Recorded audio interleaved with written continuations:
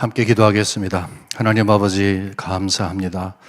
오늘도 저희들 이렇게 귀한 기회 허락해 주시어서 역사 가운데 일하신 하나님을 발견할 수 있고 그 하나님이 나의 하나님이시고 오늘의 교회를 주관하시는 하나님이시는 것을 다시 한번 확인할 수 있는 기회 주셔서 감사합니다.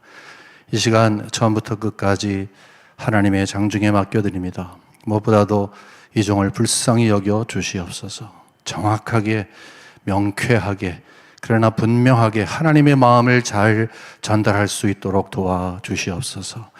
우리 이 강의를 듣는 모든 분들 마음속에 성령 충만하여서 새로운 정보를 얻는 그 이상으로 마음속에 내가 하나님을 어떻게 믿어야 하는지에 대한 확신을 갖게 하시고 그 확신들이 모여져서 이 한국 교회가 새롭게 일어날 수 있는 아름다운 불꽃들이 되게 하여 주시옵소서.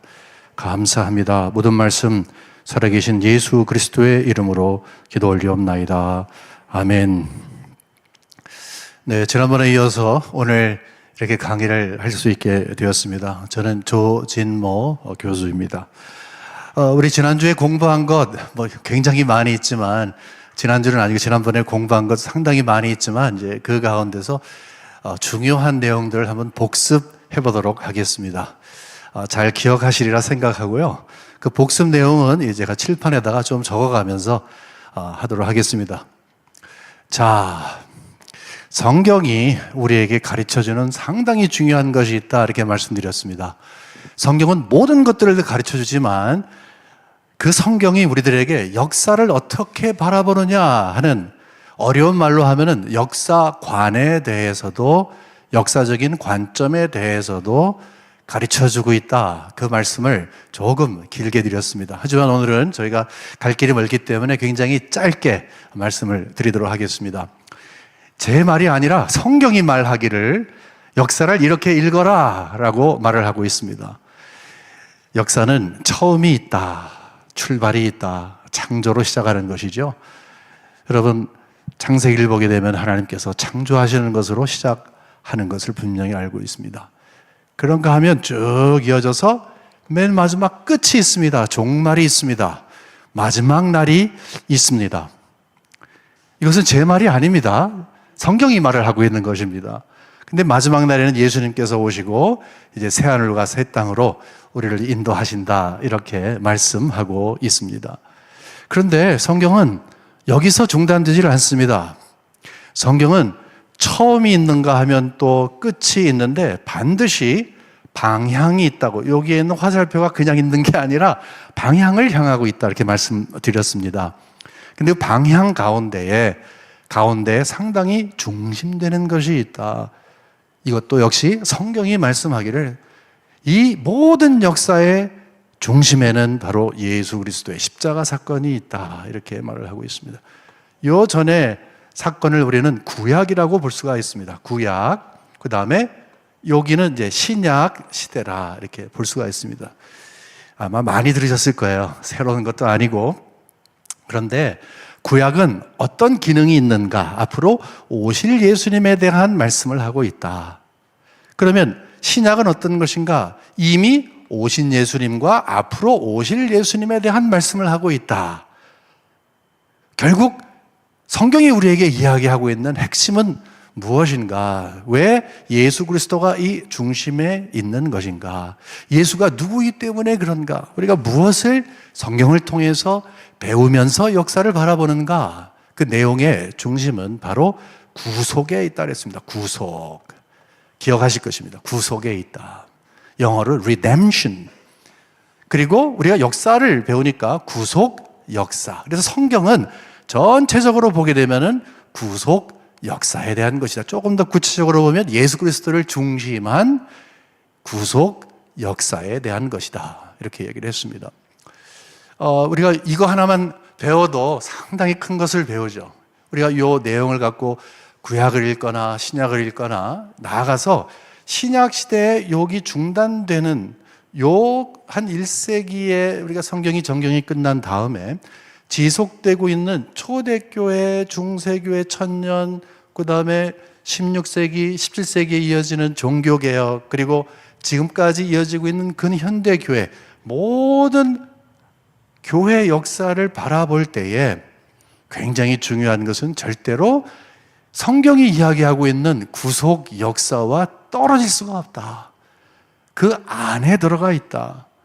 교회 역사는 따로 노는 것이 아니다. 이렇게 말씀을 드렸습니다. 제가 장시간 동안 이렇게 말씀드리는 것은 이 내용이 성경 전체를 보는 것뿐만이 아니라 지난주 우리가 공부한 것 그리고 오늘 공부할 내용에 어떤 관점을 가지고 바라보는가에 대한 궁금증을 해소해 주기 때문에 그렇습니다.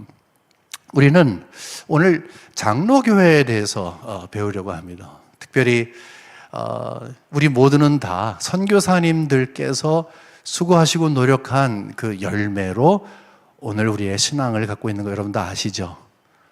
예, 그렇습니다. 우리는 선교사님들께서 저 동방에 있는 미지의 나라, 정말 미개한 나라, 영적으로도 아직도 황무지와 같은 그런 나라에 하나님께서 나를 보내시면 가겠습니다 라고 해서 이 땅에 오셔서 복음의 씨앗을 심어주셨는데 그 열매로 오늘날 이렇게 모든 세계가 깜짝 놀랄 정도로 부강한 국가가 되었고 또 이제는 복음을 수출하는 엄청난 파워를 갖고 수출하는 그런 기독교 강국이 되었는데 처음에는 굉장히 작게 시작을 했죠.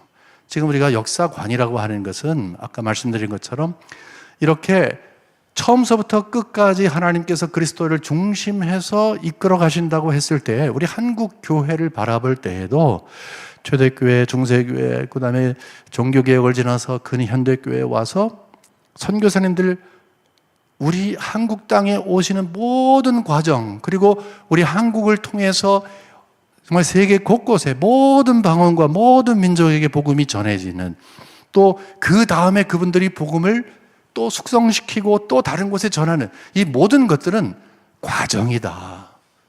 우리 한국교회의 교회 역사를 과정 속의 하나로 보는데 그것은 하나님께서 하나님의 나라를 확장해 나가시는 그 과정 속에서 우리 한국교회를 바라봐야 된다. 그런 의미에서 무슨 선교사님들에 대한 감사한 마음도 있지만 우리가 하나님께서 우리 한국교회를 얼마나 사랑하시는지 또 기대가 많으시는지 우리가 함께 볼 수가 있습니다. 제가 여기에서 여기에서 한국 교회의 특징이라고 한다면 사실은 우리가 서구 교회와 다른 점이 있다면 서구 교회는 기독교가 시작된 곳이죠. 아주 큰 그림을 그리겠습니다. 뭐 거기에도 뭐 예루살렘부터 시작해갖고서 막 확장이 되고 이렇게 했습니다. 그 다음에 그것이 유럽으로 건너가 가지고서 뭐 오랜 세월 동안 기독교 역사가 있어 왔습니다. 근데 그것이 우리 한국으로 이제 수출이 된 거죠. 우리는 수입을 한 것입니다. 그러니까 외국에서 있었던 우리 한국 땅이 출발점이 아니라 다른 곳에서 출발된 그 기독교가 우리에게 왔다는 거예요. 요 과정. 그런데 적어도 우리 한국교회 왔을 때는 여기에 선교사님들을 통해서 복음의 씨앗이 심겨졌다. 근데 이 선교사님들이 어떤 분이냐에 대한 질문을 갖는 것은 너무 당연한 일이죠. 어떤 분이냐? 그러니까 우리 정체성을 찾기 위해서는 우리 뿌리를 찾아야 되잖아요. 근데 그 뿌리를 찾다 보게 되면 이분들이라고 하는 답이 나오게 됩니다. 많은 분들이 수고하셨습니다만은 저희들은 특별히 맨 처음 1901년도에 평양신학교가 세워졌는데 그리고 1907년도 그러니까 6년 있다가 첫 번째 학생들이 졸업을 하게 되는데 그리고 바로 그때 첫 노회가 있게 되는데 장로교회를 말씀드립니다. 그 평양신학교의 신학이 과연 어떠한 신학을 갖고 있느냐 그 가운데서도 이 성경관이 어떤 것인가 하는 것을 우리가 관심을 가져보도록 하겠습니다. 사실 선교사님들이 엄청나게 수가 많으시고 또 종류도 굉장히 다양하고 종류라는 것은 신학적인 성향과 또 가르치신 내용과 어떤 분은 잠시 왔다 가시고 어떤 분은 길게 계시고 어떤 분은 가르치시고 어떤 분은 노방전도에 중점을 두시고 어떤 분은 의사가 되시고 어떤 분은 선생님이 되시고 굉장히 많잖아요.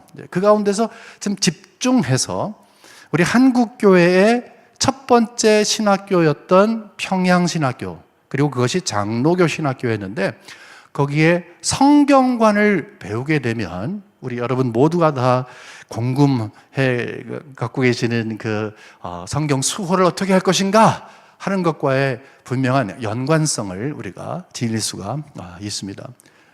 그래서 조금 우리가 다 공부하면 좋습니다만 이 짧은 시간에 좀 축소해서 이 평양신학교의 첫 번째 어떤 성경관을 지니고 있었는가 하는 것에 대한 관심을 가지려고 합니다.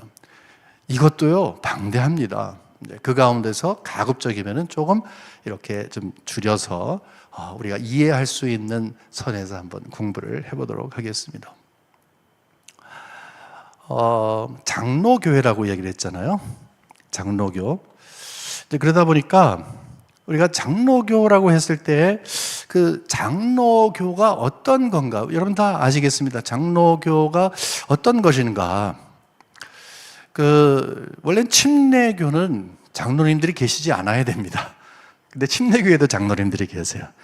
그러니까 자칫 잘못하면 우리 장로교 하게 되면은 장로님들이 중심이 되어서 당회를 중심으로 행정기구를 수립해서 교회를 이끌어가는 어떤 정치 형태 이렇게 볼 수도 있습니다. 예, 맞습니다. 정치 형태 맞습니다. 이 정치라고 하는 것은 갑자기 이거 뭐 정치 이야기한데 그 나쁜 의미가 아니고 어떻게 교회가 구성이 되느냐. 다시 말해서 여기 회중들이 이렇게 했을 때 대표자들을 세워서 이제 교회를 이끌어갈 수 있도록 하겠구만. 여기 장로님들을 세워서 이끌어가겠구만. 그러니까 이거와 반대되는 게 이제 회중교회죠. 회중교회 아마 들어보셨을 거예요. 회중교회는 뭐냐면 회중들이 중심이 되는 거예요. 우리 위에 다른 사람 없다. 이것이 바로 회중교회의 핵심입니다. 또 감독제가 있어요. 지금 두 가지 말씀드렸는데 처음 들어보신 분들은 좀 어려울 수도 있을 거예요. 하지만 뭐 편안하게 생각하세요.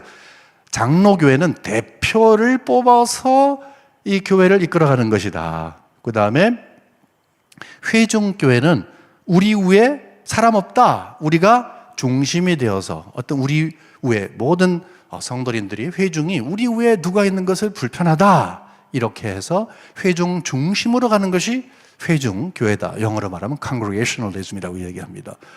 그 다음에 세 번째는 뭐냐면은 감독제.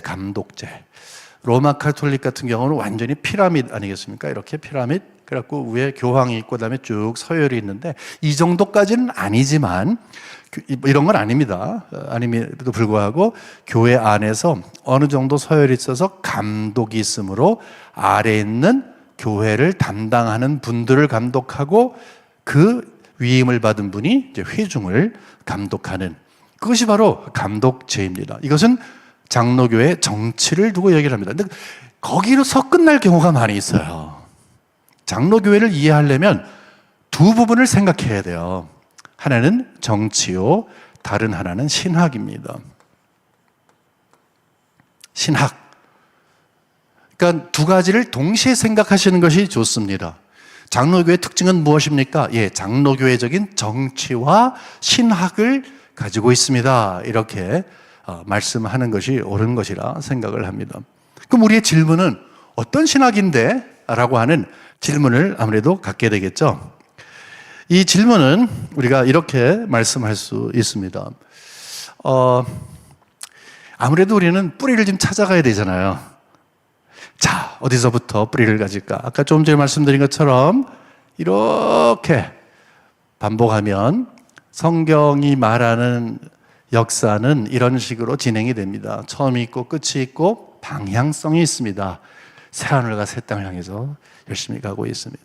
여기에 그리스도의 십자가 사건이 있습니다.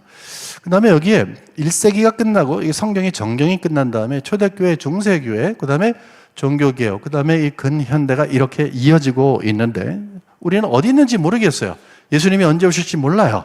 하지만 이렇게 이어지는 상황 가운데에서 장로교회가 언제서부터 출발이 되었는가? 장로교회가 그러니까 하나님께서 장로교회 선교사님들을 통해서 평양신학교를 세우시고 우리 한국교회를 축복하셔서 이 세계에서 가장 장로교회가 흥황한, 사실은요, 저는요, 어렸을 때 세상에 장로교회만 있는 줄 알았어요. 그 정도로 장로교회가 뭐 한국에는 정말 중심을 잡고 있는데, 사실 외국에 나가보면 장로교회가 그렇게 중심되지는 않습니다. 근데 이게 어디서부터 오게 되는 것인가? 그거는 사실은 여기 종교개혁이라고 볼 수가 있습니다. 종교개혁에는 크게 봤을 때 이제 네 개의 이 갈래로 갈라진 그런 이 물줄기가 있습니다. 하나는 루터란이고, 하나는 칼빈주의고, 다른 하나는 영국의 국교회, 아마 들어보셨을 것입니다. 그 다음에 네 번째는 제세례파라고 그래서 에나베티스트라고 하는 그런 사람들이 있습니다. 뭐 저희 요거 공부하겠다는 게 아니라 이제 뿌리를 찾아가는 것 가운데 여러분이 자주 들으시는 칼빈에 대한 이야기, 그래서 장로교회는 칼빈주의다, 칼빈의 신학에 입각한다, 이런 말씀을 드렸습니다만은, 종교개혁은 이렇게 분명히 처음에는 다 로마 카톨릭과 반대되는 그런 사상으로부터 시작을 했지만, 이제 시간이 지나가면서 그러면 우리가 성경을 어떻게 해석해야 될 것인가에 따라서 이런 식으로 이제 나눠졌다, 이렇게 보시면 되겠습니다. 이 가운데서 칼빈은 그러면 어떤 성격을 지니고 있었는가? 칼빈의 성격의 가장 핵심적인 것은, 초대교회를 보게 되면요, 여기 거의 5세기에 끝나게 되는데 맨 마지막에 여러분이 잘 아시는 어거스틴이 있습니다. 어거스틴. 여러분 어거스틴에 대해서 들어보셨죠? 어거스틴의 신학은 이것저것 굉장히 많습니다. 상당히 많고, 또 아무래도 5세기다 보니까 뭐 완벽한 그런 신학을 갖고 있지는 않지만, 어거스틴이 핵심적인 게 어떤 것입니까? 은혜, 언약, 은혜, 신학. 성경을 읽으면서 그리스도께서 우리를 위해 대속의 죽음을 죽으시고 값없이 다 오너라 라고 하신 그 하나님의 은혜가 있는 것. 그래서 어거스틴의 신학이 있었는데 중세교회는 이것이 조금 변형이 돼 갖고서 은혜로 구원을 받는 게 아니라 행위로 구원을 받는 것으로 변해버렸죠. 그래서 다시 종교개혁자들이 루터를 포함해서 다 앞서 나가서 우리는 행위로 구원을 얻는 것이 아니라 우리는 하나님의 은혜로 구원을 얻습니다, 이렇게 주장을 했습니다. 근데 칼빈주의가 이렇게 간단하진 않습니다. 그 하나로, 은혜라고 하는 단어로 이렇게 이 모든 것을 다 규정할 수 없습니다만은 출발점이 은혜다. 왜 그렇습니까? 성경이 그렇게 얘기를 하니까. 다시 말해서 성경으로 돌아가는 거예요, 성경으로. 그러니까 종교개혁자들의 핵심은, 특별히 칼빈은 성경신학자다라고 이야기를 했을 때, 칼빈은 성경 앞에서 굉장히 솔직했던 사람이었습니다. 우리 장로교회 혹시 목사님들이나 우리 성도님들 계시면 성경 앞에서 솔직해야 돼요. 이렇게 말을 해요. 나는 성경이 말하는 만큼 말하고 가는 만큼 내가 간다. 더 이상은 없다. 나한테 더 한다고 이렇게 생각하지도 말고 나는 성경이 말하는 만큼 이야기를 한다. 또 성경이 베이비톡을 하듯이 한다. 무슨 말인가 하면은, 성경은 정말로 대단하게 하나님께서 우리에게 주신 계시의 말씀이기 때문에 천지를 창조하시고 또 우리를 주관하시고 우리를 주권적으로 인도하시는 하나님께서 얼마나 파워가 있으시고 얼마나 지혜가 있으신지 우리는 비교될 수 없는 피조물에 불과하다. 근데 주께서 창조물된 우리에게 말씀을 주시면서 계시를 하실 때에는 우리가 알아들을 정도로 말씀을 주셨다. 저도 이제 손주가 생겼습니다만은, 손주랑 이야기할 때 그 애기 방글방글 웃을 때 인생이 어떠니? 뭐 이렇게 말하지 않잖아요. 그냥 오르르 꽂고 뭐 하나 먹으면 그냥 막 자지러지고 뭐. 왜 그렇습니까? 베이비 턱이라는 게 애들에게 맞춰서 그 아이들이 이해할 만한 것으로 이 언어를 구사하는 것이죠. 성경이라는 것은 그렇습니다. 하나님의 무한한 지혜를 우리가 알아들을 수 있을 정도의 수준으로 우리에게 주신 것이 하나님의 말씀이에요. 하지만 그 말씀을 우리에게 줬다고 해서 하나님은 이만하신데 우리는 요만큼, 그게 아니라는 거죠. 성경에 충족성이 있어요. 성경은 우리에게 믿음과 우리의 삶과 우리가 살아가는 모든 것에 필요한 모든 것들을 담을 정도의 것들을 우리에게 주신 것이죠. 여러분 아멘 하시죠? 예, 맞습니다. 그래서 성경으로 돌아가는 것이다. 다 근데 성경으로 돌아가잖아요. 다, 모두가 다. 심지어는 이단도 성경을 제시합니다. 한 가지 차이점이 있다면 성경을 출발점으로 삼고 무엇보다도 정말 다른 것이 있다면 성경을 우리에게 주신 하나님이 어떤 분인가를 생각하는, 그러니까 성경을 문서로 보고 문자로만 보는 것이 아니라 그 하나님에 대한 믿음이 어떤 것인가에 따라서 성경이 달리 보인다는 것이죠. 그런 의미에서 봤을 때 출발점을 성경으로 합니다라고 하는 것은 하나님이 창조주 하나님이시고 구원 역사 가운데서 우리를 모두 예수 믿는 자들을 구원할 분이기 때문에 그 구원의 길을 우리에게 주시기 위해서 구원 역사를 우리에게 그리스도를 중심으로 주시기 위해서 우리에게 우리의 이해할 수 있는 수준으로 주신 것이 바로 성경이다. 그런 출발점을 삼는 것입니다. 그냥 성경책이 아니라, 물론 성경책 자체가 우리에게 계시로 주신 것이고 성령을 통해서 주신 것이기 때문에 그 자체로서도 지니고 있는 권위가 있지만 우리는 성경을 볼 때마다 성경을 주신 하나님에 대한 믿음이 나에게 있느냐, 이것이 항상 점검되어야 됩니다. 근데 칼빈은 그것을 정확하게 했다는 것이죠. 근데 여러분 놀라지 마세요. 이 칼빈에게 아주 귀한 제자가 있었습니다. 아이고, 칼빈에게 귀한 제자가 한 분이 있었습니다. 그 당시에 칼빈에게는 많은 제자가 있었는데 그 중에 한 분이 존 녹스라고 하는 분, 영어로 낙스라고 얘기도 하는데 존 낙스라고 하는 분이 있었습니다. 이분이 어디 분이냐? 스코틀랜드 분이에요. 스코틀랜드. 그래서 스코틀랜드에서 태생했다가 맨 처음에는 스코틀랜드에 이제 루터란 신학이 들어갔거든요. 그래서 루터란 신학을 가지고서 이제 스코틀랜드 안에서는 막 개혁을 하나님께서 주도해 나가셨는데 이제 어려움을 겪습니다. 왜냐하면 영국 전체로 봤을 때 이제 너무 긴 이야기지만 굉장히 짧게 말씀을 드리겠다면은 그때 당시에는 로마 카톨릭이 너무 성했어요. 그러니까 로마 카톨릭이 종교 개혁하는 사람, 이게 개신교가 막 차고 올라오니까 가만히 있는 거 아니죠. 그냥 토론을 하면서 너희 틀렸잖아, 이게 아니라 종교 재판소라는 것을 이제 개설해 가지고서 아예 막 암암리에 사람 죽이기도 하고 잡아다가 고문하기도 하고 굉장히 힘들었습니다. 종교 개혁이 시작하면서 마치 초대교회의 출발점에서 많은 성도님들이 수세기 동안 어려웠고 카타콤에 들어가야 됐고 그다음에 순교의 잔을 마셔야 됐던 그런 위치와 마찬가지로 종교개혁이 시작이 된 다음에 중세시대에 없었던 어려움이 다시 시작을 한 것이죠. 근데 그럼에도 불구하고 이거다라고 생각을 했던 분들이 계십니다. 그 중에 한 사람이 존 낙스예요. 쫓겨났어요. 유럽으로 갔습니다. 처음에 독일에 갔다가 그 다음에 존 캘빈이 사역을 한 곳이 스위스의 저 남쪽에 있는 제네바라고 하는 것이거든요.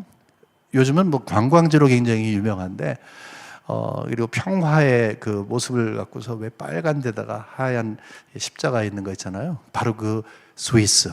북쪽에 되면은 이제 독일어를 쓰는 곳이지만 이제 남쪽에 가면은 프랑스랑 가까우니까 이제 프랑스 말을 쓰죠. 원래 칼빈은 프랑스 사람이지만 이제 그 제네바에서 사역을 하기 시작을 합니다. 그런데 낙스가 막 다니다가 독일에 있다가 그 다음에 이 제네바에 오게 됩니다. 여기 와가지고서 상당히 중요한 경험을 하게 됩니다. 그래 당시에 맨 처음에는 굉장히 힘들었어요. 칼빈도 뭐 쫓겨나기도 합니다. 칼빈 선생님도 쫓겨나. 사역을 하다가 1539년도에 쫓겨났다가 3년 있다가 다시 이 의회가 초빙해서 제2의 전성기를 맞게 됩니다. 처음에는 힘들었지만 그 다음에는 쭉쭉 가면서 제네바라고 하는 도시를 어떤 곳으로 만들었냐면은 그때 당시에 종교개혁이 시작을 하면서 많은 나라에서 핍박을 받는 개신교 지도자들 또 성도님들이 제네바로 가게 되면 칼빈 선생님이 계신데 라고 해서 이쪽에 오게 되는 존 락스가 결국 그 중에 한 사람이 되었던 것입니다. 그래서 갔어요.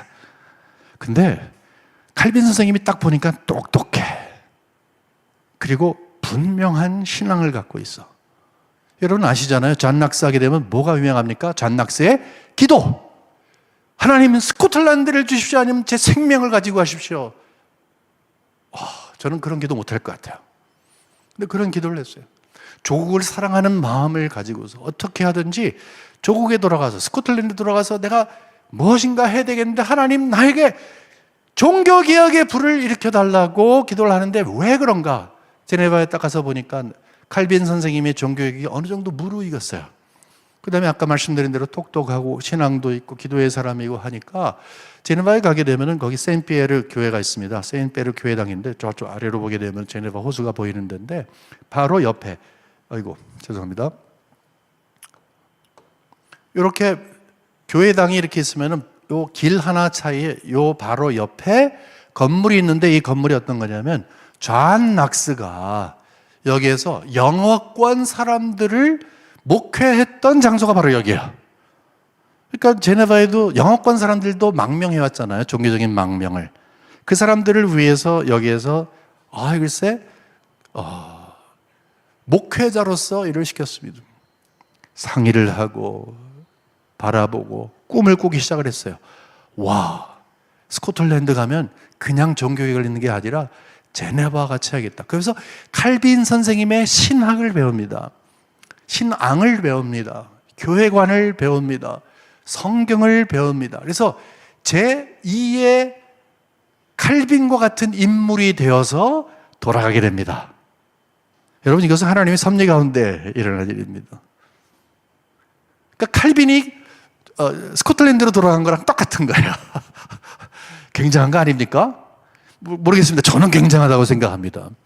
딱 들어갔는데 그때가 바로 1559년도예요.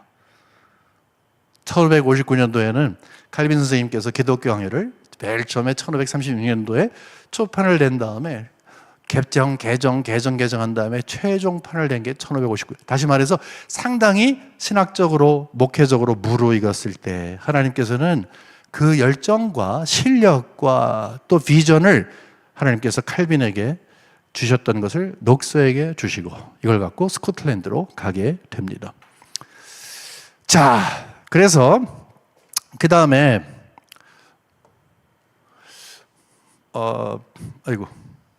그냥 하겠습니다. 요거는 지난주에 우리가 공부했던 내용이 다시 나오네요. 죄송합니다. 네.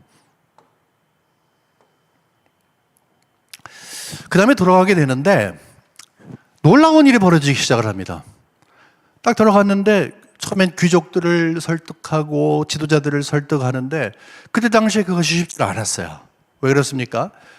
스코틀랜드는 오랫동안 프랑스하고 굉장히 가까웠기 때문에 프랑스는 굉장히 로마 카톨릭의 강국아니에요.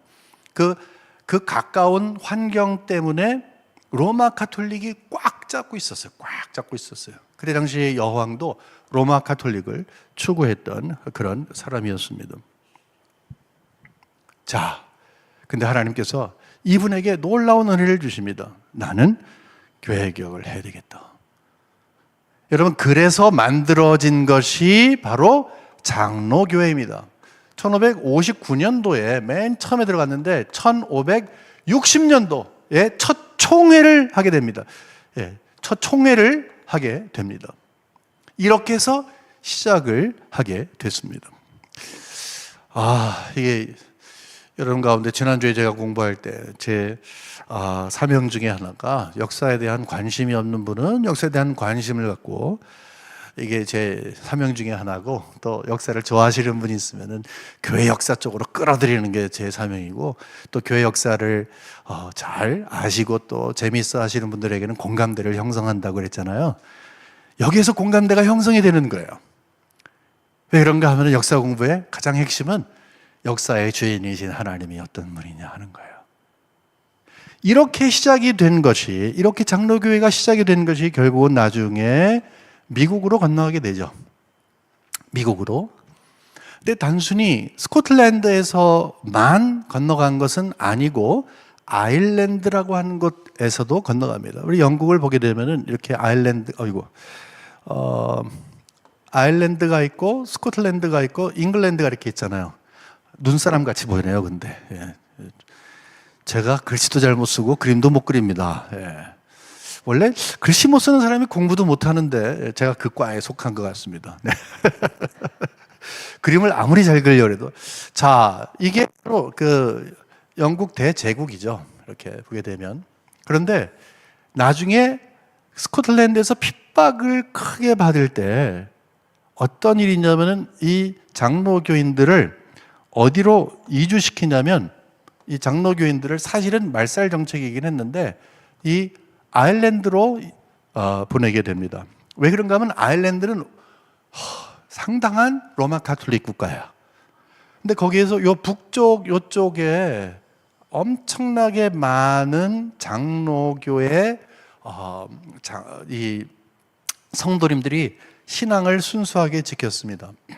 우리가 다른 경우를 통해서라도 여러분 아시겠습니다만은 여기에 있었던 분들은 어렵고 힘들고 나중에 핍박도 받고 이런 일 당하고 또 우리가 지난주에 공부한 것처럼 이제 결국은 이 교회 분열, 이 스코틀랜드 장로교회 분열 이 역사를 통해서 이 순수한 존 낙스가 전해주고 또 그의 동료들이 시작한 장로교회 정신이 많이 훼손되기도 했습니다만은 이때 이주했던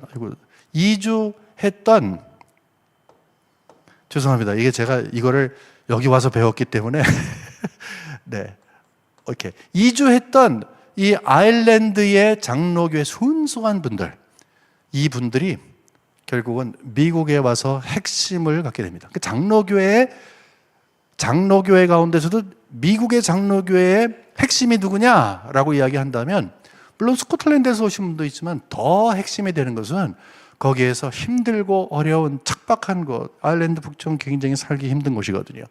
거기 거의 망명 수준으로 갔던 그런 분들이 힘들지만 그 장로교회 성경 중심, 성경의 무언은 물론이고 성경에 우리에게 당신을 보여주신 하나님에 대한 분명한 믿음을 갖고 있던 그분들이 중심이 되어서 미국 장로교입니다. 그 미국 장로교의 핵심은 제일 첫 번째는 물론 스코틀랜드에서 오신 분도 있지만 아일랜드에서 오신 분들이 상당히 주를 이루게 됩니다.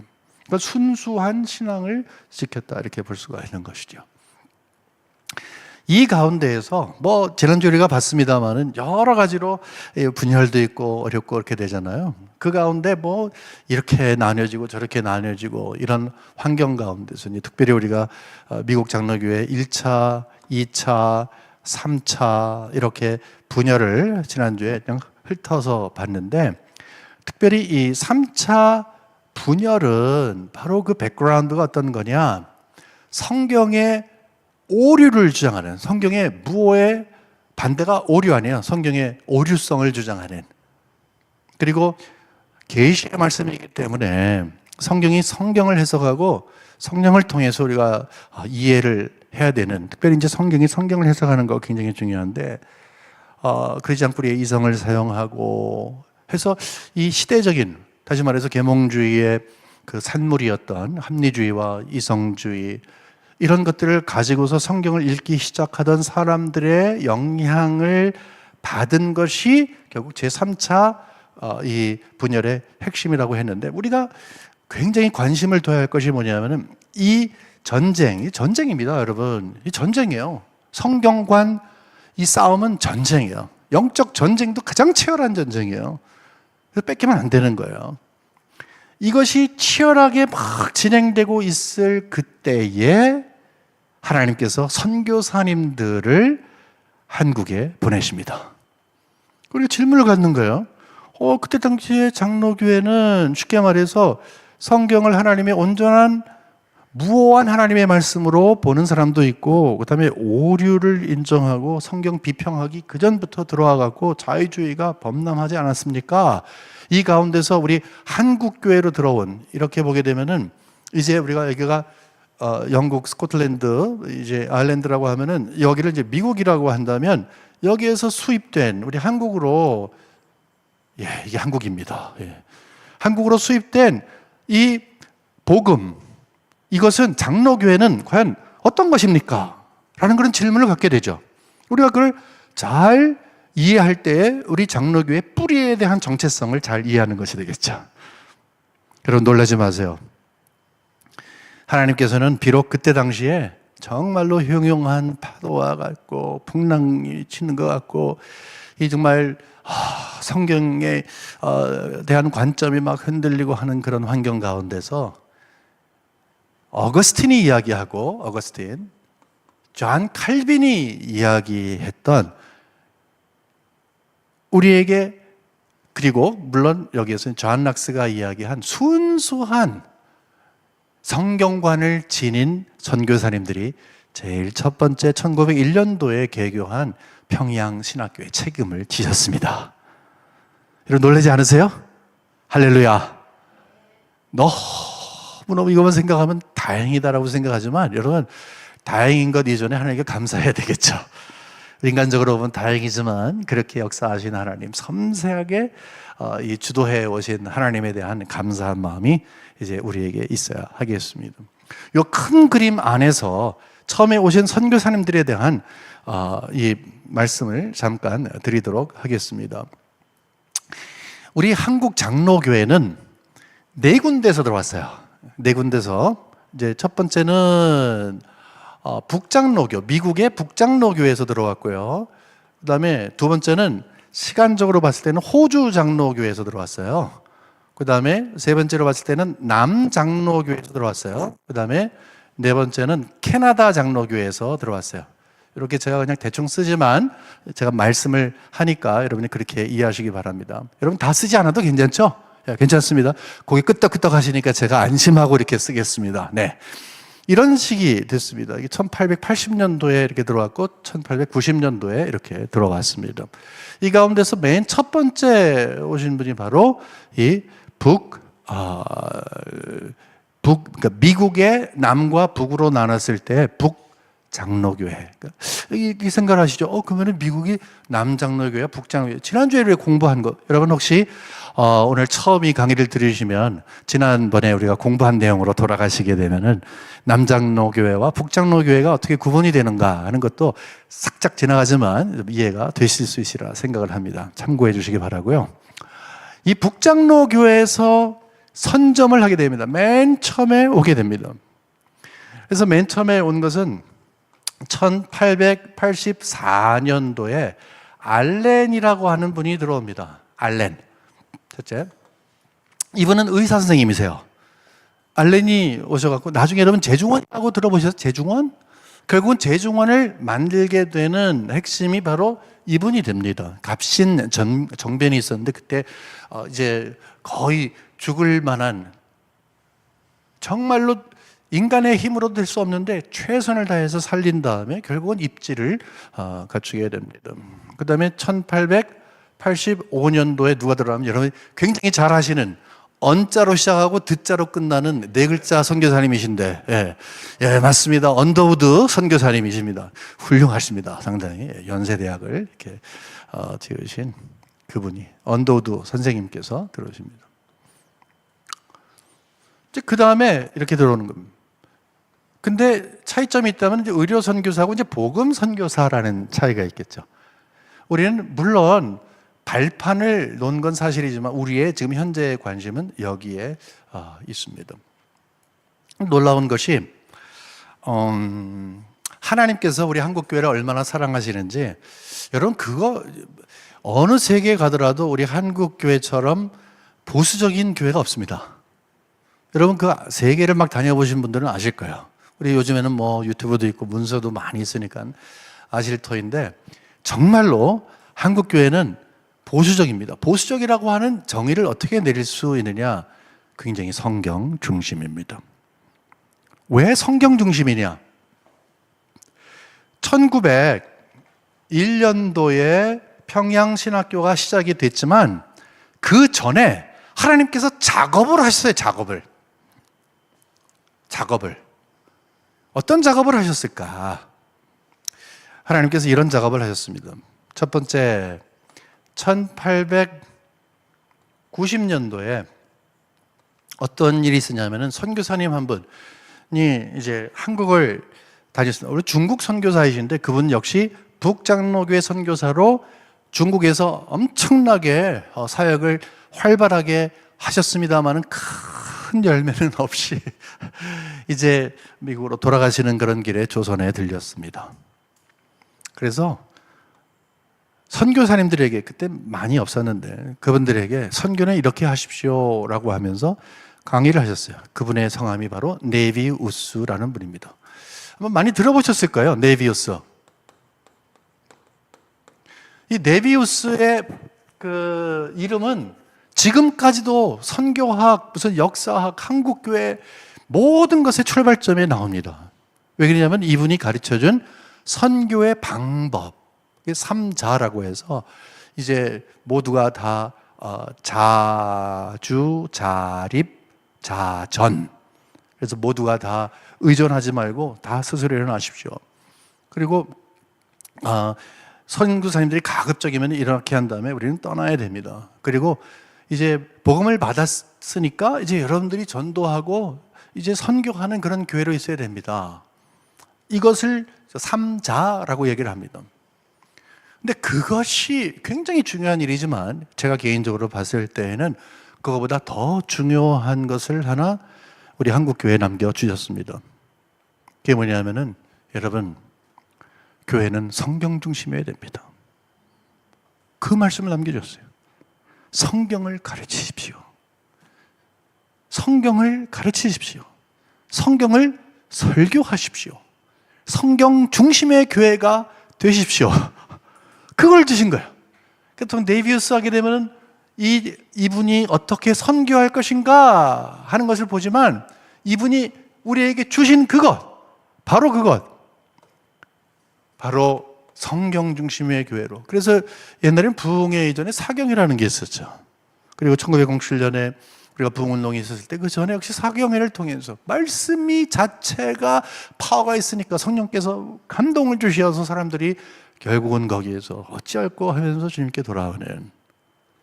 베드로가 뭐 3,000명 회개하라 그럴 때 뭐 공부해서 가르쳤나? 그게 아니죠. 하나님의 뜻을 분명하게 정하니까 성령께서, 성경이 이야기하고 있는 복음이, 예수 그리스도의 십자가의 복음, 그의 죽음과 부활의 복음, 그것이 파워가 있던 것이죠. 그래서 이것을 상당히 중시하게 되었습니다.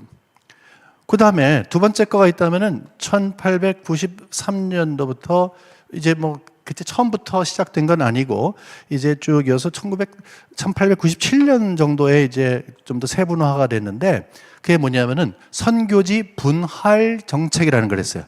선교지 분할 정책.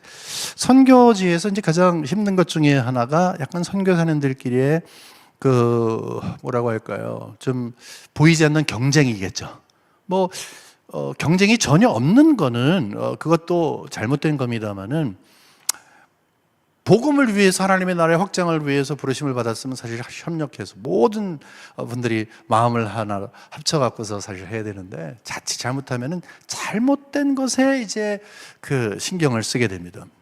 그죠? 부정적인 어떤 그런 에너지에 많이 쓰게 됩니다. 우리 그런 거 하지 말자라고 해서 우리 조선 땅을 이렇게 나눠서 이런 식으로 뭐 이렇게까지는 아닙니다만은 비교적 넷으로 나눠가지고 여기는 북장로교, 그렇죠? 북장로교. 그러니까 북장로교 여기 북장로교 평양이 여기 있으니까 그 다음에 여기는 남장로교.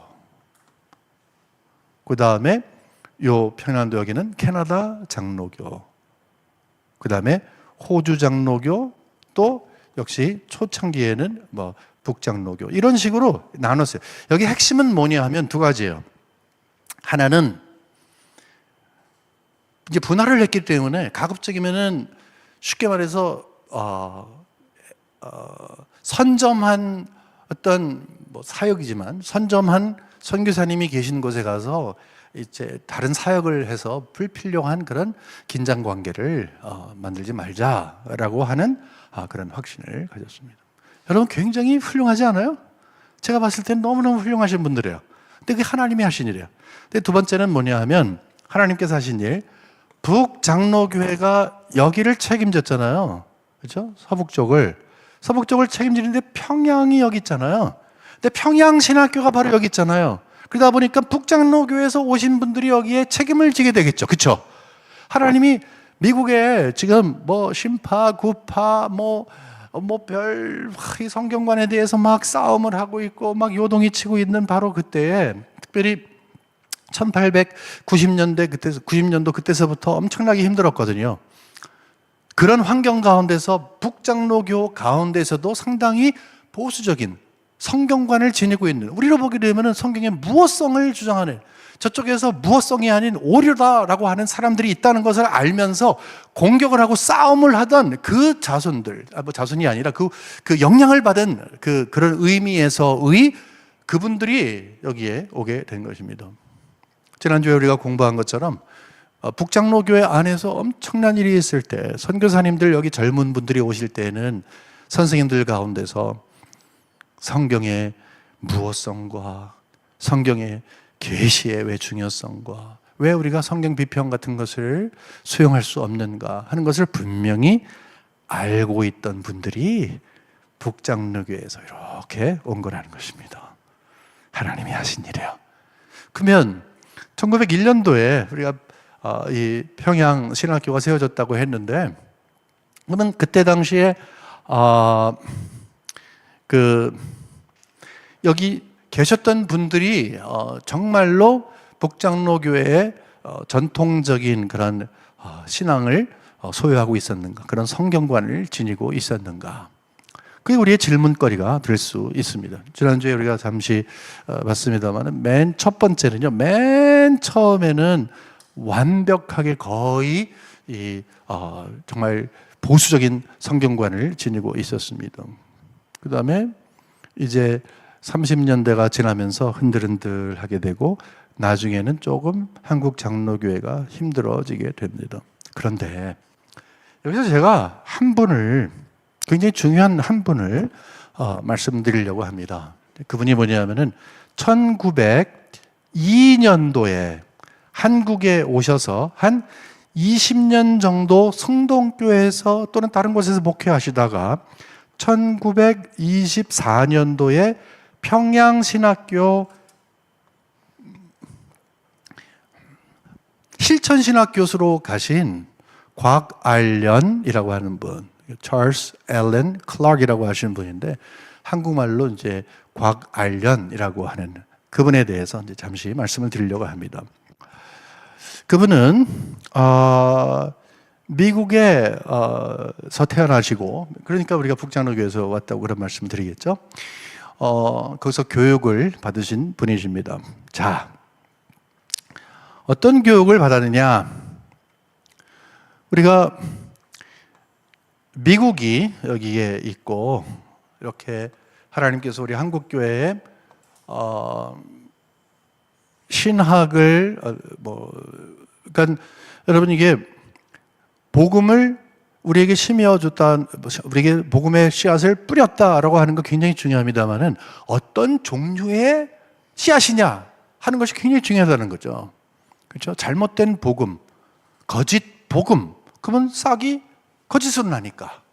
근데 적어도 여기 미국은 지금 혼란스러울 때에 하나님께서 보낸 놀라운 그 선교사님들의 성향 가운데서 맨 첫 번째 오신 이 북장로교회 초창기에 계신 분들은 미국식의 이 신학을 가지고 있었다, 이렇게 볼 수가 있습니다. 그게 뭐냐? 두 가지가 너무너무 아름답게 조화가 된 거예요. 보통 우리가 보수 이렇게 얘기를 했을 때 너무 보수를 주장하게 되면은 이제 소위 말하는 꼴통 보수가 되죠. 꼴통 보수가 됩니다. 그러니까 모든 것든지 다 이제 막 잣대를 대고, 저도 이 자라나면서 좀 엄격한 그런 가정에서 자랐거든요. 이제 그러다 보니까 어렸을 때 고등학교 때까지 주일날 돈 쓰면 안 되고 TV 보면 안 되고 뭐 그런 거 있었어요. 공부를 하지 말라 그러니까 너무 좋죠. 공부하기 싫은데. 근데 월요일 날이 시험 있는 날이면 죽음이죠. 당일치기를 해야 되는데 그걸 못 하니까. 그 왜 그런가? 이제 한국 교회는 성경을 상당히 문자적으로 읽은 그런 경우가 상당히 많았습니다. 굉장히 근본적인 어떤 그런 요소가 있었는데 지금 지나고 나니까 그런 것이 참 귀하다라는 생각을 다시 한번 하게 됩니다만은 그럼에도 불구하고 이제 자칫 잘못하면 교리 하다 보니까 뭐가 빠지게 됩니까? 결국 교회의 사명이 어떤 것인가? 여러분, 교회의 사명은 영혼을 구원하는 거예요. 그리스도께 인도하는 거예요. 나는 좋은 곳 가는데 당신도 같이 가야지 라고 하는 거예요. 그게 핵심이에요. 그러면 교회가 우리에게 신앙의 선배들이 정말 힘들게 전해준 분명한 교리를 우리가 다 지니고 있는 것이 중요하냐? 네, 중요합니다. 그 중요성은 어떻게 발견될 수 있느냐? 아까 우리가 역사를 쭉 봤을 때 어거스틴 이야기하고 칼빈 이야기를 하고 지금 우리 시대를 이야기하는데 그 도중에 중요한 게 있어요. 그게 뭐냐면 웨스트민스터 신앙고백서라고 하는 거예요. 웨스트민스터 신앙고백서는 성경에 있는 내용을 너무너무 잘 요약해 놓은 것입니다. 이 고백서가 성경은 아니에요. 하지만 우리가 이만한 거 너무나 방대하고 읽기에 어려운 그런 책을 누가 잘 정리해 놓았으면, 그것도 주제별로 정리해 놨을 때는 쉽게 얘기하고 도리어 우리로 보면 성경을 더 잘 이해할 수 있도록 도움을 주는, 그것뿐만이 아니라 우리 장로교는 무엇을 믿느냐라고 했을 때 이것을 믿어야 된다, 이거다 라고 하는 것을 가장 잘 정리한 것은 바로 이 웨스트민스터 신앙 고백서입니다. 이게 장로교의 가장 기본적인 교리예요. 그렇죠? 이 교리라고 하는 그 자체는 성경으로부터 우리에게 유추한 것인 것을 자칫 잘못 알아서 교리가 중요하지 않다는 것이 아닙니다만은 교리만큼 더 중요한 것은 무엇입니까?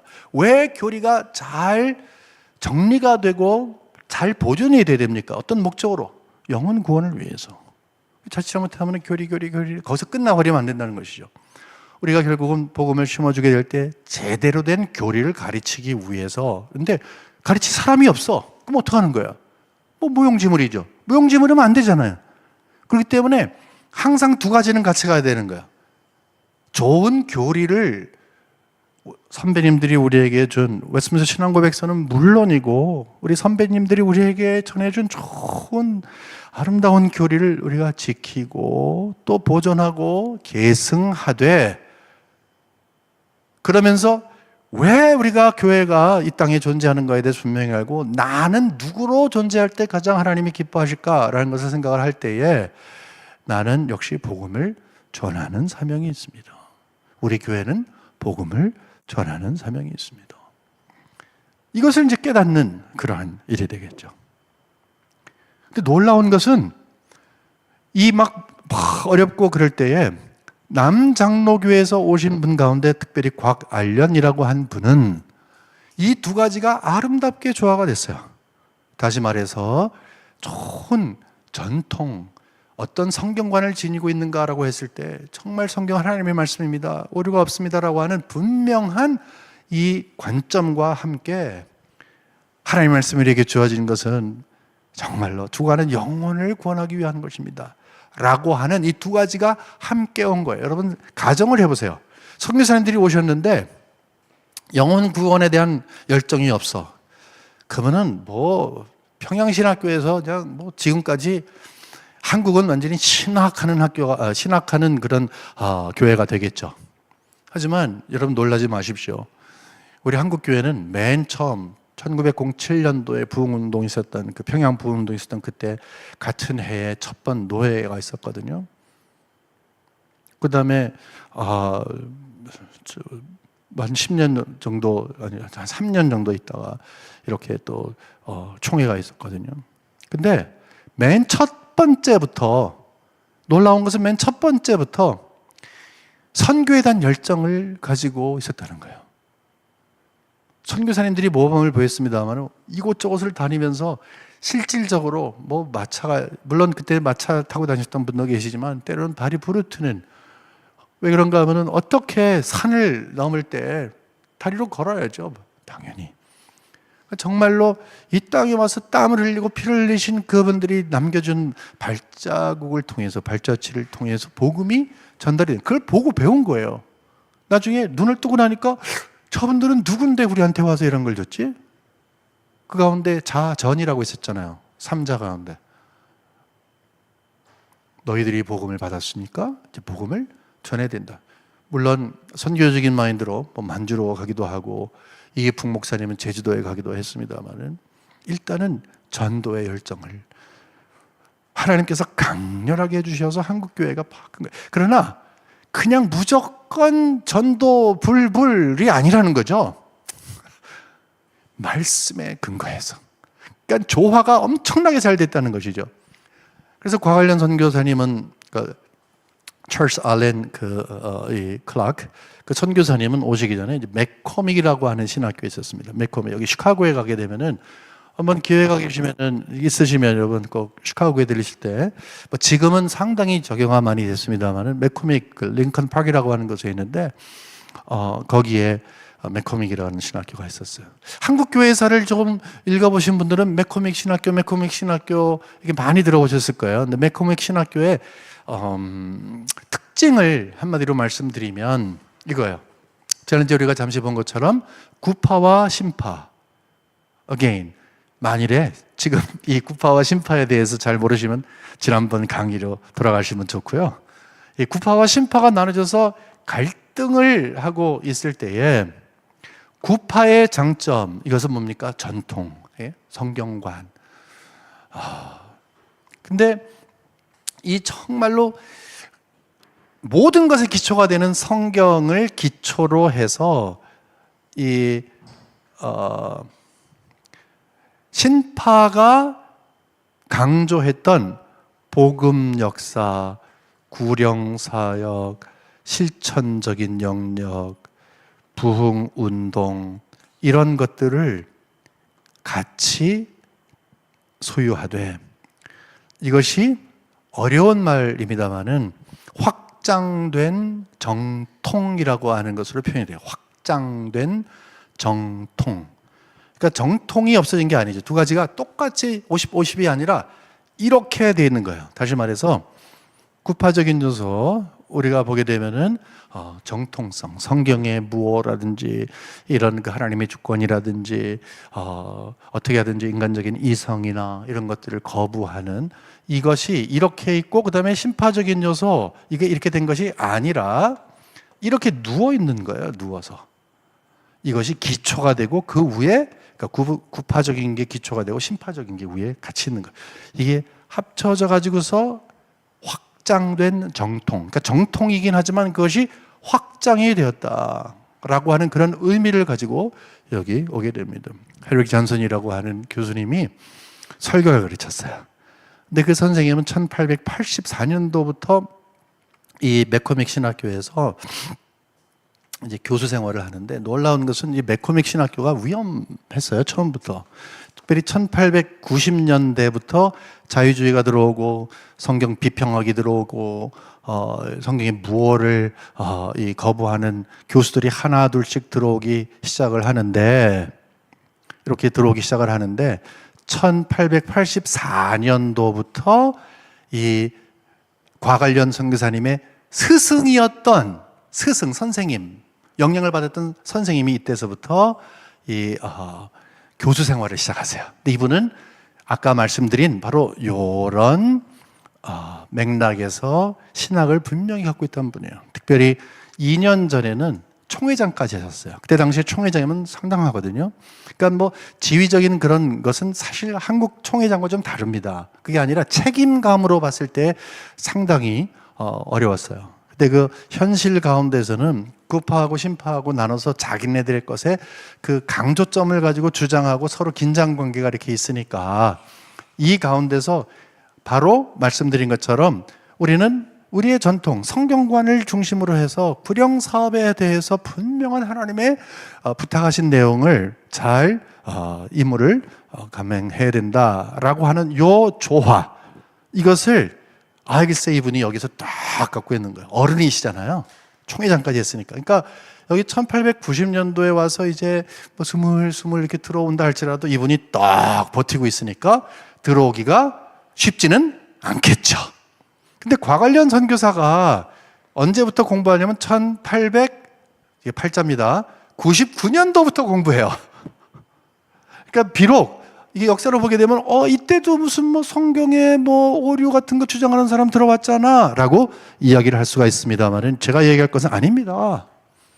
그때 당시에 이렇게 구파적인 성경의 권위에 대해서 그렇게 수호하려고 했던, 더더군다나 상대가 누구인지를 알기 때문에 인간적인 관계는 분명히 하지만 그럼에도 불구하고 장로교회는 이래야 된다라고 해서 웨스민스터 신앙고백서를 분명하게 하고 성경의 권위를 분명하게 했던 이 선생님이 계셨어요. 1899년도부터 시작해서 1902년도까지 공부하고 1902년도에 젊은 나이로 뿅 와갖고서 우리 한국에 옵니다. 신학이 어떤 거예요? 바로 이 신학을 갖고 있는 거예요. 와, 세상에는 성경의 오리를 주장하면서 성경에 하나님의 계시라고 하는 것을 부정하는 사람도 있네. 그러면 안 되지 라고 하는 생각. 그러면서 세상에는 교리만 하는데 그러면 안 되지. 왜냐? 하나님의 말씀은 전해야지. 그래야지 구령 사업을 가능하게 하지 라고 했더니 두 가지가 조화가 되어서 와서 이곳저곳에서 이제 특별히 여러분 잘 아시는 성동교회에서 담임도 하시다가 아까 말씀드린 것처럼 24년서부터 평양신학교에서 뭘 가르치시는가 하면 실천신학을 가르치십니다. 그래서 그 다음 해 1925년도에 설교학이라고 하는 책을 처음에 지으시고 나중에 개종판을 1954년도에 내십니다. 근데 놀라운 것은 이것이 제일 첫 번째 한국교회에 있었던 교과서예요. 선교사님들은 그냥 주먹구구로 한 것이 아니야. 근데 제가 기회가 있어갖고 이 부분에 있어서 연구를 할 기회가 있었고 발표를 했는데 하면서 너무너무 가슴 속에 와, 그렇구나라는 것이 새겨진 거예요.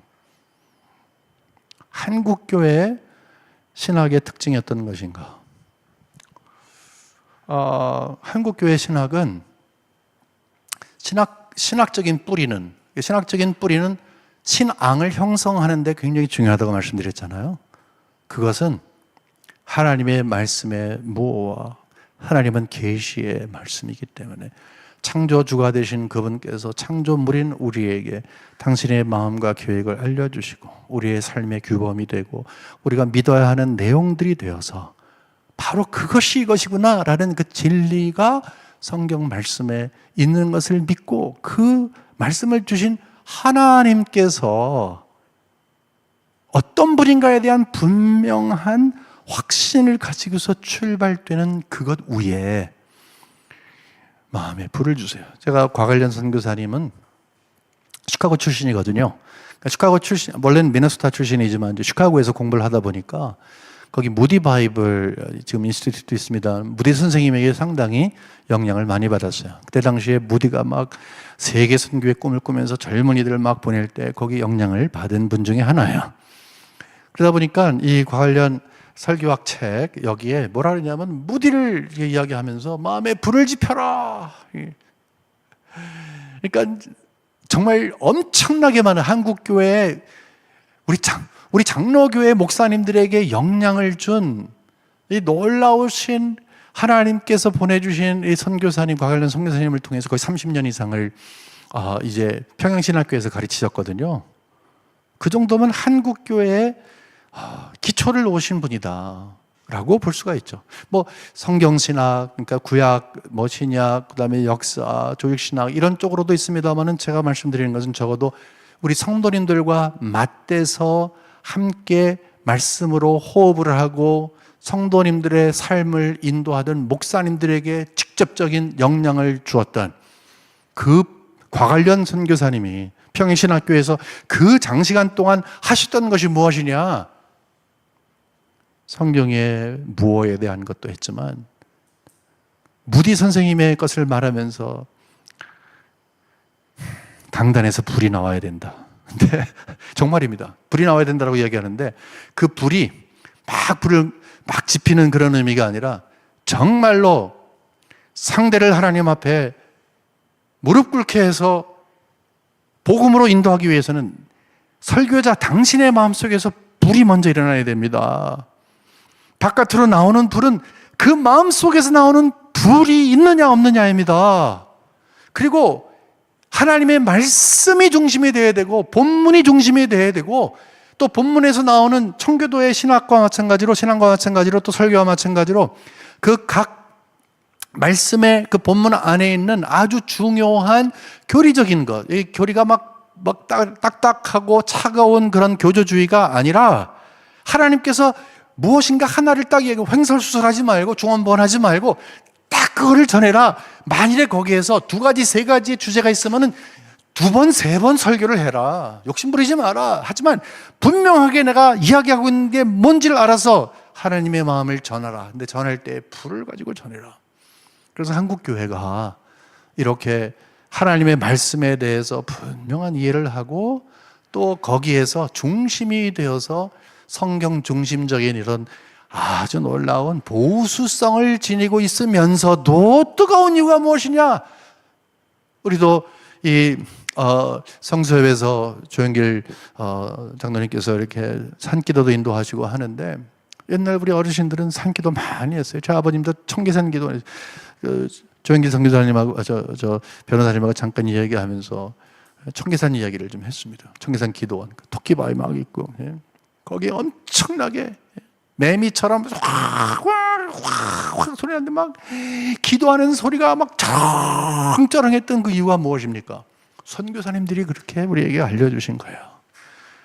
여러분, 그럼 우리가 무엇을 회복해야 되겠습니까?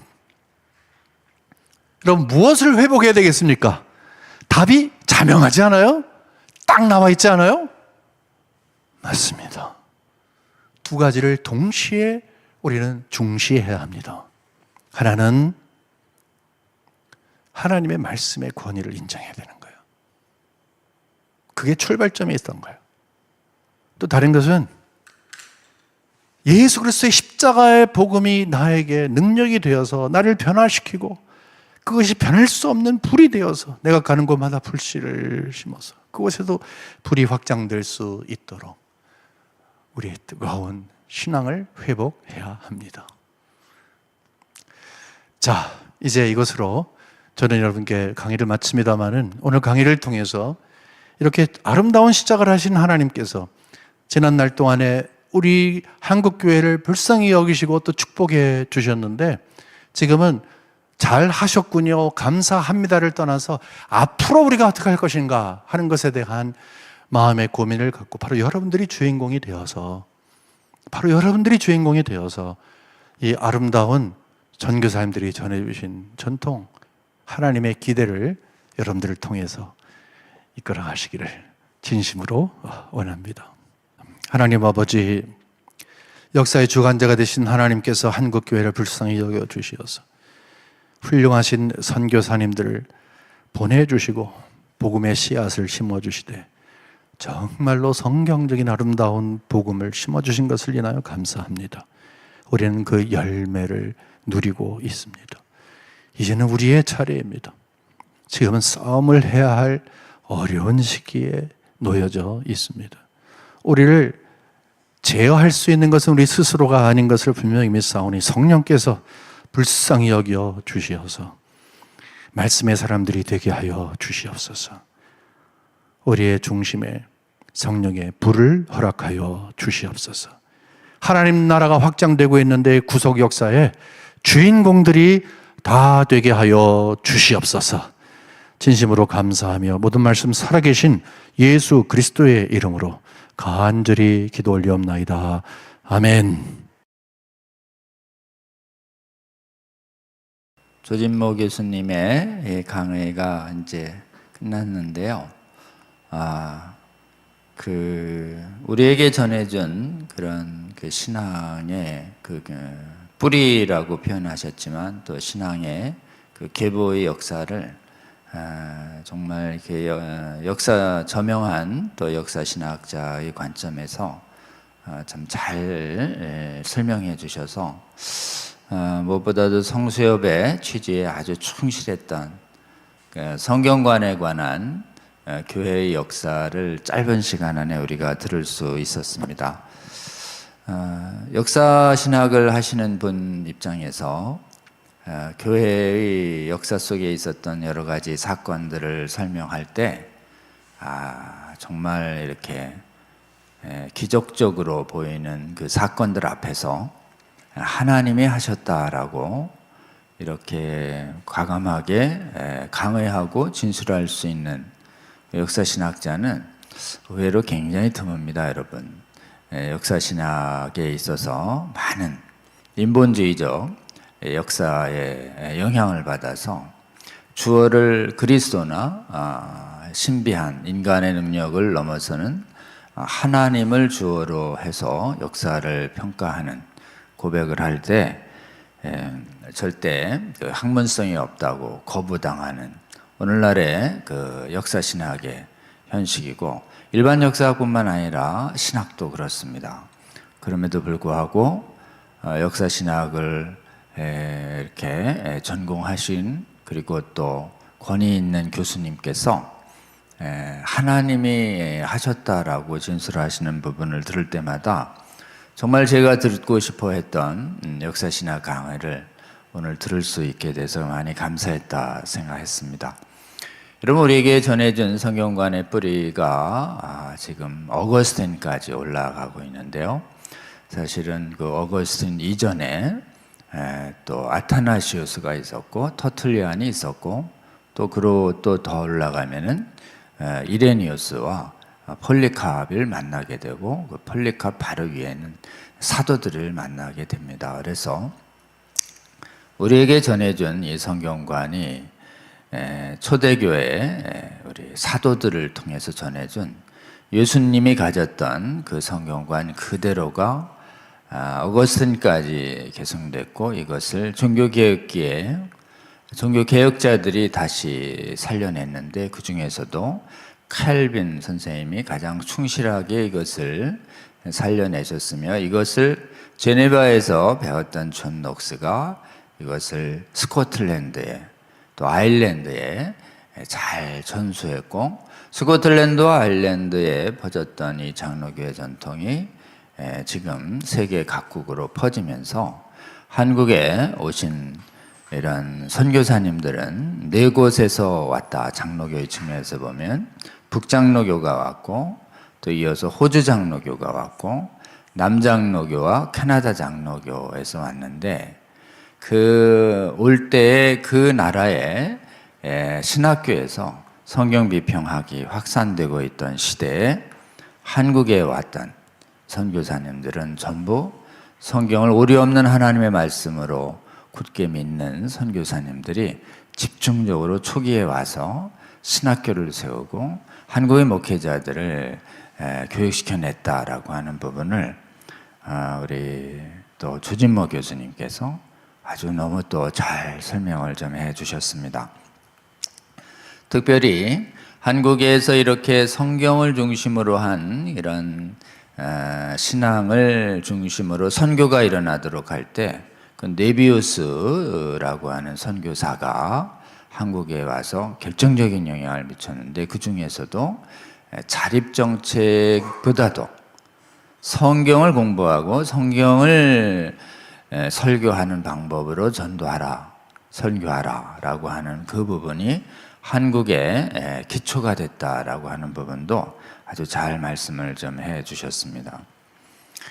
특별히 그 한국 교회의 이런 성경에 충실한 그 교리, 웨스트민스터 신앙 고백 표준 문서의 중요성을 신학교에서 가르쳤을 뿐만 아니라 자칫하면 교리에 너무 중시한 나머지 성령께서 주시는 살아있는 감동과 전도 구령의 열정이 약해질 수 있는데, 곽안년이라고 하는 실천신학 교수님께서 특별히 성경관 확고할 뿐만 아니라 교리에 대한 확신도 탄탄하셨을 뿐만 아니라 한국교회에 뜨거운 그 구령의 설교자의 불의 열정까지도 남겨주셔서 한국교회는 이 강력한 말씀의 불을 사모하는 기도운동이 계속되면서 이것이 오늘날 이어지고 있고, 우리에게 심겨지고 계승되었던 이 정말 귀한 신앙의 전통을 오늘날 한국교회가 잘 이어받고 또 잘 이어서 이 믿음의 전쟁을 계속해야 할 시대적 사명이 있다는 말씀을 아주 짧은 시간이지만 너무 잘 설명을 좀 해주셨습니다. 여러분, 우리 조진모 교수님의 지난번 강의와 그 다음에 이번 주 강의를 한번 기회가 되시는 대로 다시 한번 잘 들어주시고, 이렇게 올바른 우리의 믿음이 예수님부터 시작해서 어떻게 오늘날까지 귀하게 이어지고 있는지, 그리고 지금 가장 중요한 것이 성경에 하나님의 오류없는 말씀이라고 굳게 믿는 그 믿음의 기초 위에 올바른 교리를 배우고 뜨거운 전도 열정에 헌신하며 그 말씀의 기초에서 기도하는 것이 참교회의 모습이고 참교회 성도들의 모습이다라고 하는 이 메시지를 우리 영혼에 잘 새기면 좋겠습니다. 오늘 잠깐 우리 함께 기도하면 좋겠던 것은요, 우리 조진모 교수님, 귀하신 강사님이십니다. 참 역사신학에서 이렇게 과감하게 신앙고백적인 올바른 성경관과 전도와 교리의 중요성을 말씀해 주시는 그런 교수님이자 또 실제 목사님이시기도 한데요. 이분 귀하십니다. 이분의 사역을 하나님께서 계속 동행해 주시고, 조만간 아마 또 한국교회사에 대한 귀한 저서도 아마 마무리해서 곧 출간하실 예정이라고 합니다. 또 출간되는 교회사에 관한 책들도 널리 읽혀져서 한국과 세계교회의 성도들이 올바른 교회관과 역사관과 성경관을 가지도록 하는데 도움이 되면 좋겠고, 또 오늘 계기로 해서 여러 곳에 한국과 세계교회를 잘 깨우고 올바른 믿음 위에 세우도록 하는데 우리 조진모 교사님 귀하게 사용하여 주시기를 바라는 의미에서 우리 한번 주여 한번 부르고 우리 교수님의 사역과 그 다음에 성경 믿는 믿음과 불같은 기도하는 신앙, 전도의 신앙 회복하는 한국교회, 세계교회 해달라고 우리 주여 한번 부르고 기도합니다. 주여 하나님, 오늘 여기 있는 말씀을 통해서 귀한 말씀 주시니 감사합니다. 아버지, 우리의 믿음이 이렇게 있는지 아버지 모르고 지낸 채 보내는 사람들이 얼마나 많은지 모릅니다. 오늘 조진모 교수님 통해서 한국교회에 심어주신 이 귀하신 이 믿음이 어떤 믿음인지 우리 믿음의 기보를 이렇게 잘 배울 수 있게 하여 주시니 감사합니다.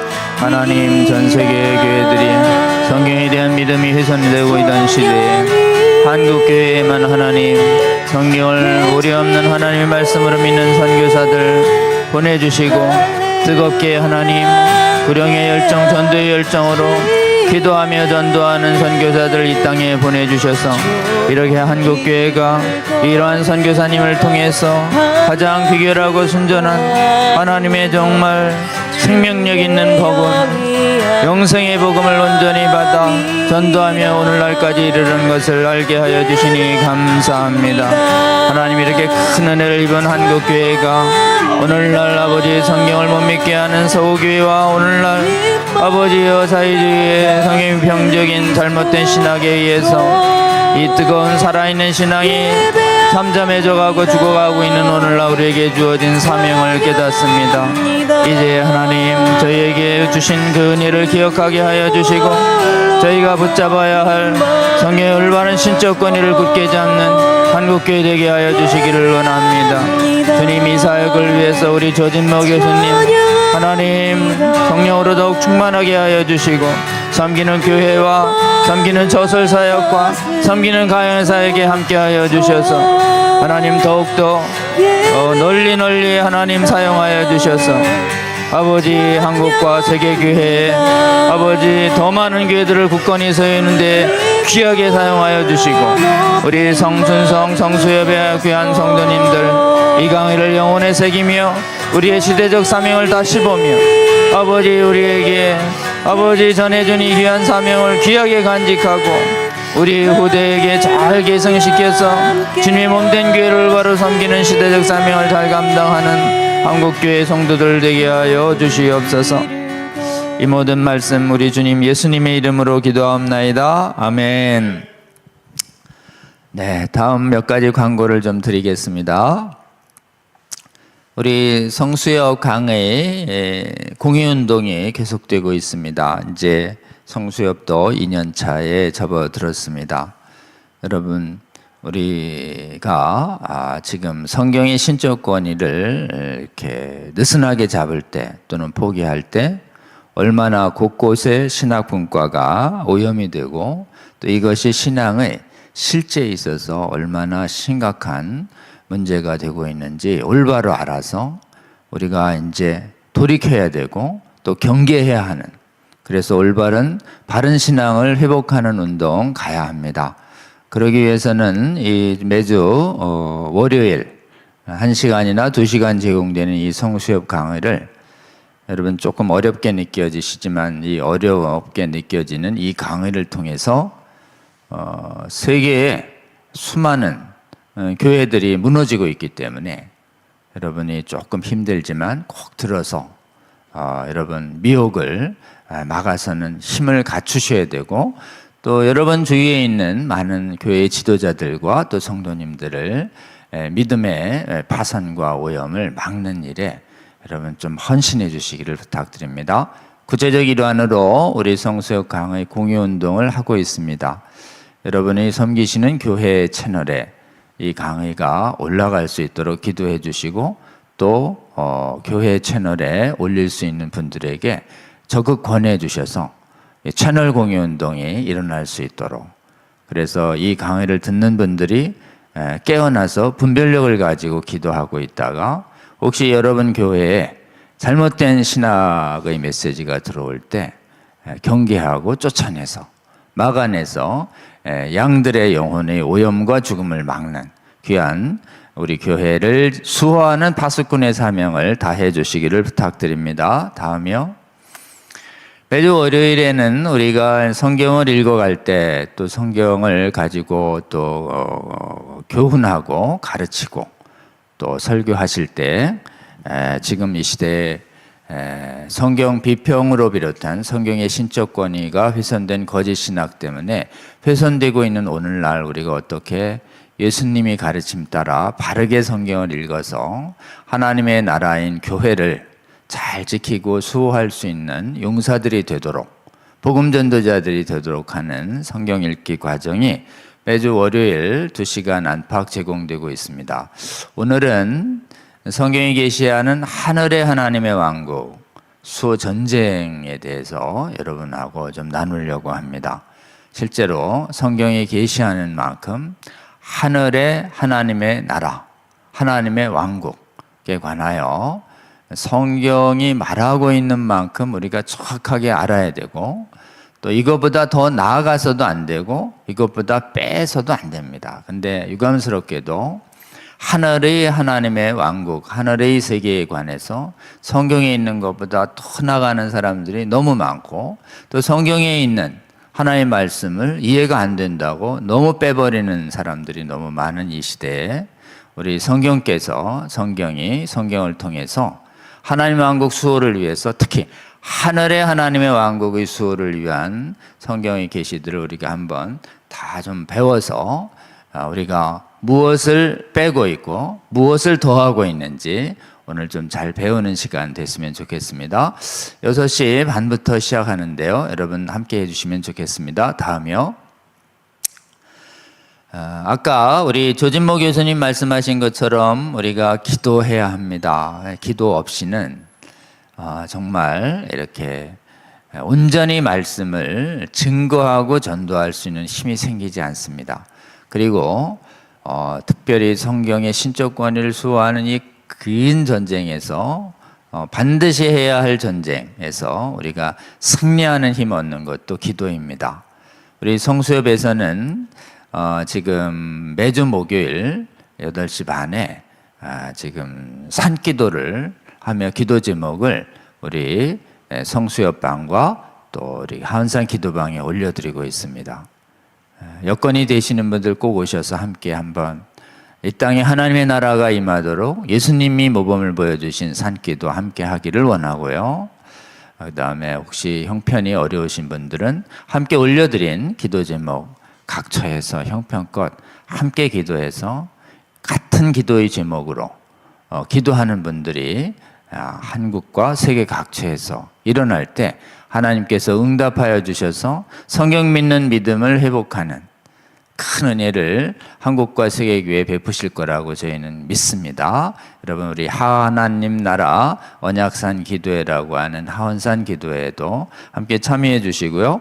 우리가 월요일에 제공한 성수협 강의와 그 다음에 전 밤에 제공하는 성순성 강의를 놓고 또 우리가 소그룹 나눔을 하면서 서로의 감동을 나누고 또 이것을 어떻게 확장시켜야 될지에 대한 소그룹 전도 훈련도 목요일 날 6시에 시작합니다. 형편이 되시는 분들은 이 자리에 오셔서 같이 또 받은 은혜를 나누면서 소그룹을 통해서 서로 격려받고 도전받고 은혜 받는 시간 됐으면 좋겠습니다. 다음이요. 다음번 강의를 이제 예고해 드리겠습니다. 다음번엔 또 우리 선교학 분야의 최고 권위자이신 우리 김학효 교수님 좀 모셨습니다. 우리 김학효 교수님은 우리 합신 제가 이렇게 다니고 있는 합신 신대원의 신대원 대학교의 바로 직전 총장님을 역임하신 분이십니다. 근데 무엇보다도 이 선교학 부분에 있어서 성경적 선교에 아주 충실한 좋은 교재도 쓰시고 또 성경에 충실한 선교학 강의를 계속 해오셔서 선교학 분야에서 성경의 신적 권위를 전제로 한 선교학을 잘 지키고 보존하는 믿음의 전쟁을 힘껏 해오시는 분입니다. 여러분 이 선교학 부분이 어디를 많이 오염시켰냐면 뭐 곳곳에 오염이 됐지만 지금 우리는 신구약학, 성경신학이 오염된 부분도 봤고 또 조직신학이 오염된 부분도 봤습니다. 그리고 최근에는 우리 역사신약 부분하고 그 다음에 설교학 부분이 오염된 것을 어떻게 회복할 것이냐에 대해서 봤는데요. 이번에는 2시간에 걸쳐서 선교학 부분에 있어서 얼마나 치열한 전쟁이 벌어지고 있는지에 관해서 우리 김학의 교수님 통해서 우리가 좀 듣기를 원합니다. 여러분 마귀가 여러 가지 실천 신학 중에서 가장 심각하게 오염되고 있는 부분 중에 하나가 이 선교학의 부분입니다. 그래서 성경 비평적인 선교학이 올 때 선교의 핵심인 복음을 통한 전도가 힘이 거의 파괴돼 버리는 희한한 선교학이 세계의 선교학을 주도하고 있습니다. 선교라고 하는 이름 하에 얼마나 비성경적인 선교 이론들과 선교 실무가 오늘날 우리 주위에 가까이 와 있는지 오늘 김학의 교수님 통해서 2시간에 걸쳐서 우리가 배우게 될 텐데요. 선교학의 변천과 위기라고 하는 특히 성경에서 멀어졌을 때 선교학이 얼마나 큰 위기에 있는지에 관해서 김학의 교수님이 직접 또 잘 설명해 주실 것입니다.